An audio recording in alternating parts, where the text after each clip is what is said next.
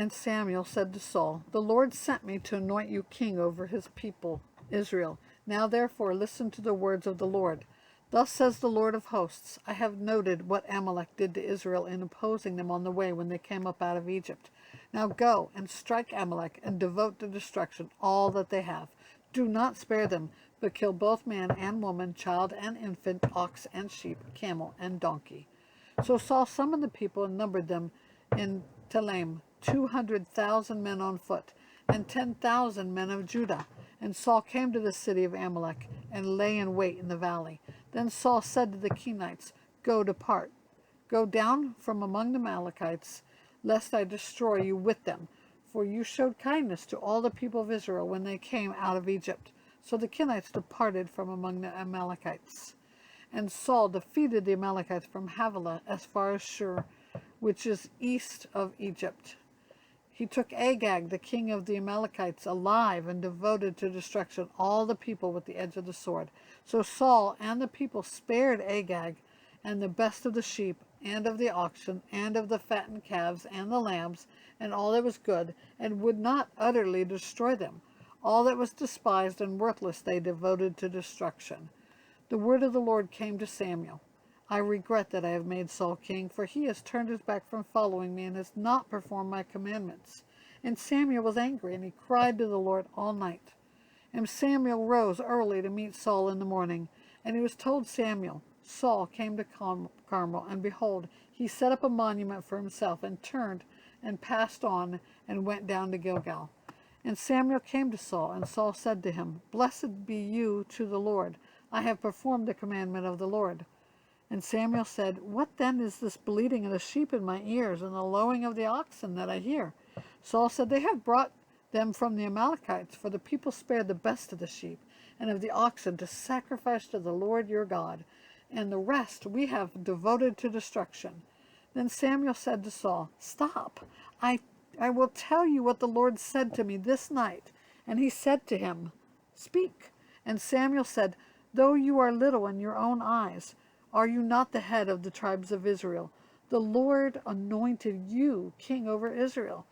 And the Lord sent you on a mission and said, Go, devote to destruction the sinners, the Amalekites, and fight against them until they are consumed. Why then did you not obey the voice of the Lord? Why did you pounce on the spoil and do what was evil in the sight of the Lord? And Saul said to Samuel, I have obeyed the voice of the Lord. I have gone to the mission on which the Lord sent me. I have brought Agag, the king of Amalek, and have devoted the Amalekites to destruction. But the people took the spoil, sheep and oxen, the best of the things devoted to destruction, to sacrifice to the Lord your God in Gilgal. And Samuel said, Has the Lord as great delight in burnt offerings and sacrifices as in obeying the voice of the Lord? Behold, to obey is better than to sacrifice, and to listen than the fat of rams. For rebellion is as the sin of divination, and presumption is as iniquity and idolatry. Because you have rejected the word of the Lord, he has also rejected you from being king. Saul said to Samuel, I have sinned, for I have transgressed the commandment of the Lord and your words, because I feared the people and obeyed their voice. Now therefore, please pardon my sin and return with me, that I may bow before the Lord. And Samuel said to Saul, I will not return with you, for you have rejected the word of the Lord, and the Lord has rejected you from being king over Israel. And Samuel turned to go away. Saul seized the shirt of his robe, and it tore.